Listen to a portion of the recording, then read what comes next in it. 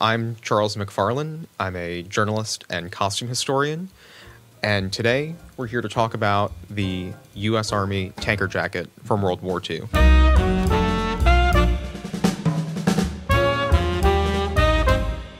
This is a reproduction tanker jacket made by the real McCoys. Today we're going to walk through some of the history of the design of this jacket and how it was used during World War II.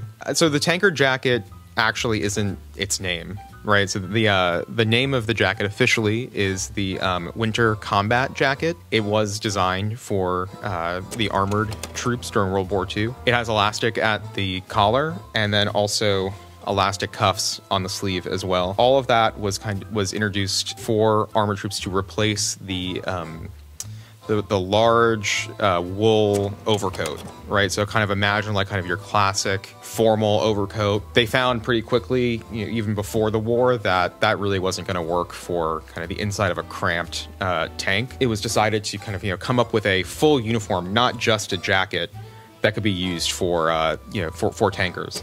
So the full uniform, besides the jacket, was a set of bibs that kind of would come up to here, right, and kind of had suspenders, and was made from the same material, same heavy wool lining as you see here, and then also kind of a cap as well, right? Kind of like almost looks like a bonnet.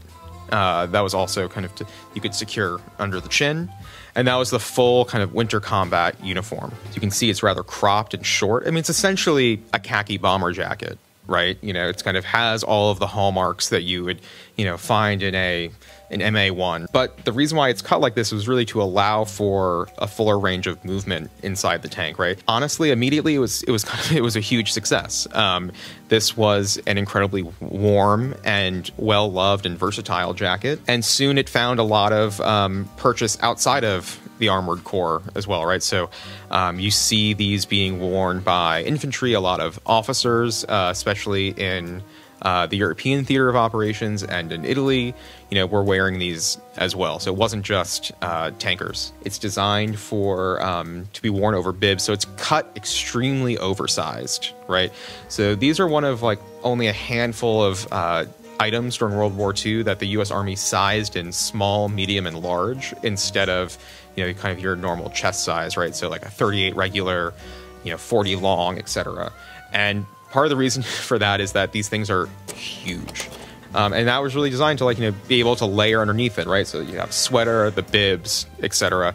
And when you see photos from, of GIs wearing them, you can see just like how big these things are. It has like the bi-swing back too that allows, doesn't look super, super sloppy. We can still kind of be like really big in the chest, right? The reproduction from the real McCoys, as far as the kind of construction and material goes, is really, second to none. These things were very oversized. They are sized a little bit smaller to allow for, more of a casual wear and not look like a giant potato sack. But if you want, kind of that more original fit, as they were, issued in World War II, you can size up one size, and that basically mirrors the issued sizes as they were. It's designed with a cotton outer shell that's really kind of to keep the wind off, with then a heavy, almost like wool blanket lining. I mean, you can see like this is a really thick, heavy wool. And then all of the knits are also wool as well. The only pockets on it are these two slash pockets in the front that really are like quite cavernous. That's really part of the Armored Corps' design principle of really trying to make this as sleek as possible, to have as little that could catch on the inside of a tank mechanics, and make it kind of as smooth on the outside as possible. Technically, this is the what is often called the second pattern tanker jacket. So the first pattern has patch pockets on the front. The second pattern kind of has the internal slash pockets, and these would have been issued basically from 1942 through the end of the war. You see them being worn, but they stopped being made in 1943. So that's really kind of part of the bigger story about military design of uniforms that's happening during the war, really trying to streamline, and that's how we end up with the 1943 field jacket, which is designed to replace all other jackets essentially, right? So, you can see that, towards the end of the war, these are becoming rarer and rarer, which, GIs really loved this jacket, especially for its warmth, and its fit. And so much so that there was one salvage unit during the war that said they never get these in the salvage pile for repair because guys are holding on to them so long that they basically are just like, complete tatters by the time they come in and they can't be salvaged anymore. It's the armored corps is wearing these. A lot of infantry are wearing these. A lot of officers are wearing these. Also, in the changeover from the A2 jacket and the B3 shearling jacket, the U.S. Air Force starts to issue these out as well, right? So that's kind of in that 1944 time frame when the B-10 and the B-15 jackets, the cloth flight jackets that came out in World War II, at that time, they're also starting to issue these out. So you see these a lot with like fighter bomber squadrons in that kind of, that second half of 1944. I do think that this is actually the most iconic jacket of the U.S. Army during World War II. Obviously it was popular at the time, but really like since then, its use in movies and TV has really been like everywhere, right? So, I mean, I think, a lot of people who see this jacket probably think of, Brad Pitt and Fury would be the first one, Tom Hanks in Saving Private Ryan.